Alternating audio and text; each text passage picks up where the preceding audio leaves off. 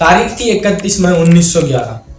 RMS Titanic दुनिया का सबसे बड़ा और लग्जरियस जहाज था अपने समय का, जिसे नॉर्दर्न आयरलैंड के बेलफास्ट में British company Harland and walls ने बनाया था, जिसकी लंबाई लगभग 882 फीट लॉन्ग और वेट लगभग 46,328 टन था। 10 अप्रैल 1912 को टाइटैनिक अपने पहले सफर की शुरुआत करता है, जो कि इंग्लैंड के साउथहैम्पटन से न्यूयॉर्क के लिए निकलता है। इसमें करीब 2224 पैसेंजर्स थे, जिसमें से सारे ही पैसेंजर्स बड़े अमीर घर के थे। कुछ बिजनेसमैन थे, कुछ एक्टर्स थे। इस जहाज की command captain Edward John Smith संभाल रहे थे, जो कि एक सीनियर कैप्टन थे। टाइटैनिक अपने ऑपुलेंस और लग्जरियस फैसिलिटीज के लिए जाना जाता था। इसमें first class cabin, restaurants, Turkish bathroom, squash courts और एक स्पेशल स्टेयर केस भी था। करीब 12 अप्रैल 1912 को टाइटैनिक को एक सिग्नल आता है कि आगे बहुत सारे आइसबर्ग्स हैं, यानी बर्फ के बहुत सारे पहाड़ हैं, तो इस पर्टिकुलर एरिया में हमें बचकर चलना चाहिए। ये कोई सीरियस बात नहीं थी, क्योंकि वो समय पर लोग शिप्स के सिग्नल के द्वारा एक दूसरे के शिप्स को बताते थे कि ये पर्टिकुलर एरिया में बहुत सारे बर्फ के पहाड़ हैं। इतने सारे आइसबर्ग्स वार्निंग के मिलने के बावजूद भी टाइटैनिक अपने रफ्तार से सफर की ओर बढ़ रहा था। धीरे धीरे रात हो जाती है।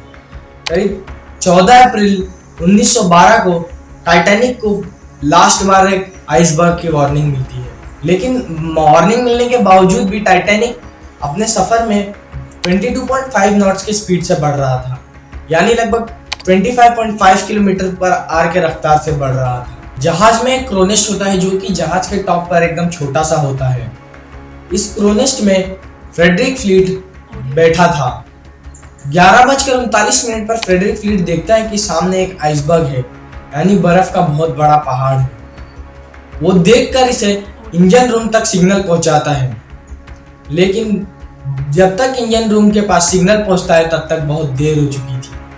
करीब 1 मिनट बाद 11:40 पर टाइटैनिक आइसबर्ग्स पे जाके टकरा जाता है। टाइटैनिक के बो यानी राइट साइड में सामने की तरफ इसमें बड़ा सा क्रैक आ जाता है, जिसकी वजह से छोटे छोटे होल्स होने लगते हैं और देखते ही देखते 6 कंपार्टमेंट्स में पानी भर जाता है। कैप्टन स्मिथ को यह समझ चुका था कि यह डूबने वाला है। कोलिजन के 20 मिनट बाद करीब 12 बजे कैप्टन एडवर्ड स्मिथ ऑर्डर देते हैं कि डिस्ट्रेस रेडियो कॉल भेजो, जिससे अगर कोई आसपास जहाज होगा तो मदद के लिए जरूर आएगा। 20 मिनट लगातार सिग्नल भेजने के बाद टाइटैनिक के पास एक शिप मौजूद था, जिसका नाम आरएमएस कैरापैथिया था। रेडियो पर बात करने के बाद यह जहाज टाइटैनिक को बचाने के लिए निकलता है। यह जहाज टाइटैनिक से करीब 107 किलोमीटर दूर था। अगर इसकी टॉप स्पीड भी देखी जाए तो इसे आने में लगभग 4 घंटे लग जाते। इसके बाद कुछ क्रू मेंबर्स हवा में रॉकेट जलाने लगे, इस उम्मीद से कि आसपास अगर कोई जहाज होगा तो मदद के लिए जरूर आएगा। कुछ देर बाद कैप्टन एडवर्ड स्मिथ के ऑर्डर के बाद क्रू मेंबर्स लाइफ बोट्स का यूज करने लगे। लाइफ बोट्स में लोगों को बिठाने लगे।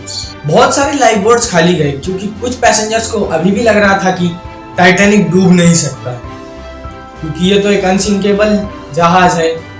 लेकिन कुछ देर बाद शिप्स में बहुत ज्यादा पानी भरने लग गया और लोगों को पता चल गया कि अब ये जहाज डूबने वाला है। लोग एक दूसरे को धक्का देकर लाइफ बोट्स में बैठने के लिए अपनी जगह बनाने लग गए। लेकिन लाइफ बोट्स उतनी ज्यादा नहीं थी। लाइफ बोट्स में सिर्फ 1200 लोग आ सकते थे और करीब 1500 से ज्यादा लोग थे। करीब 2:20 पर टाइटैनिक एक तरफ टिल्ट हो चुका था। इसकी वजह से टाइटैनिक के 2 टुकड़े हुए और टाइटैनिक पूरी तरीके से पानी में डूब गया, जिसमें 1500 से भी ज्यादा लोगों की जान चली गई। करीब 4 बजे आरएमएस कैरापैथिया वहां पहुंचता है, लेकिन तब तक देर हो चुकी थी और टाइटैनिक पूरी तरीके से पानी में डूब चुका था।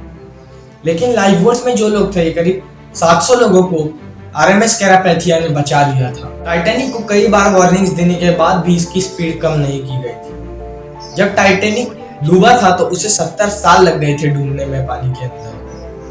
सितंबर 1985 में रॉबर्ट वेलन और जॉन माइकल ने पानी में जाकर करीब 3800 मीटर अंदर जाकर टाइटैनिक को ढूंढा था, जिसमें टाइटैनिक के 2 टुकड़े हो चुके थे।